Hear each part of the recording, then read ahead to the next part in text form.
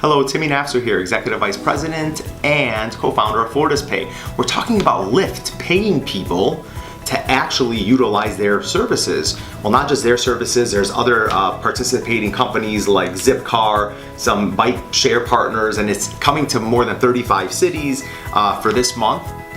One of the things that they're actually trying to encourage is changing the psychology of the consumer and how hard that is to do. So how can you change somebody's psychology? Well, everybody knows that it takes 30 days to actually develop a habit or change a habit and so on and so forth. Well, what they're trying to do is they're giving 30 days for somebody to say, look, just for 30 days, it's not gonna cost you anything. Keep your car at home, keep it in the garage, and utilize the service and have fun with it, because it's not gonna cost you anything, but you're gonna find out that you really don't need your car.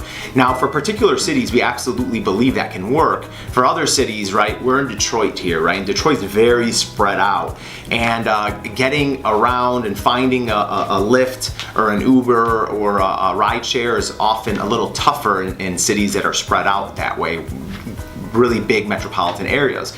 In the circumstance of going in cities like Los Angeles and Toronto and New York, where public transportation is an option today, Lyft becomes the better option in those circumstances. So it's really interesting to see, because we know that it takes some time for people to change their habit, like we said. What we're interested to see is how this is going to be from a feedback perspective. Is it just going to be the same Lyft users, as an example, just taking advantage of free service, or is it going to be people really cutting the cord, so to speak, when it comes to their car and utilizing rideshare and Lyft and other on-demand products to get them to where it is that they're gonna go? The thing that we absolutely know, the thing that's absolutely true, is that people are really hardly driving their vehicles, right? It's like 5% of their cars actually in use during the time of ownership.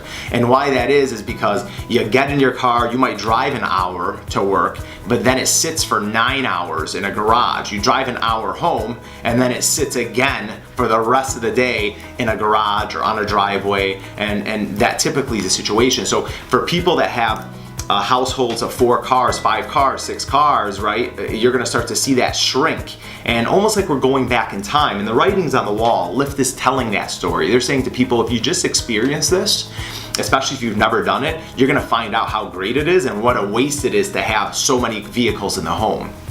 The autonomous driving is really what's going to shift this, though.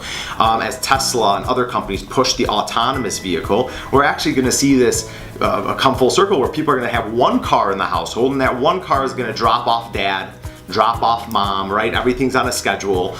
Pick up child 1, drop them off at soccer, pick them up. All these different things can actually happen once autonomous is happening, because people don't necessarily all need their cars at the same time.